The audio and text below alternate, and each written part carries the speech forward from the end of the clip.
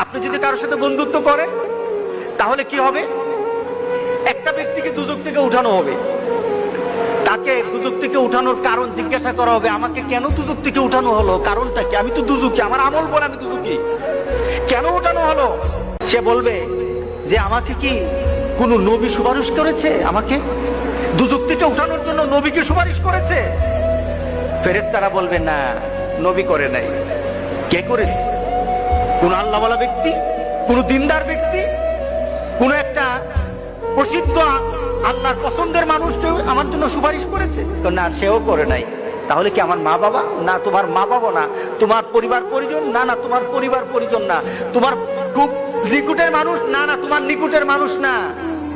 তোমার একটা বন্ধু ছিল, তুমি তাকে চিন্তা, তার একটা সম্পর্ক ছিল তোমার সাথে, কিন্তু সে যে চরিত্রের ছিল তুমি সে চরিত্রের ছিল না, কিন্তু সে তোমার মহব্বত করতো।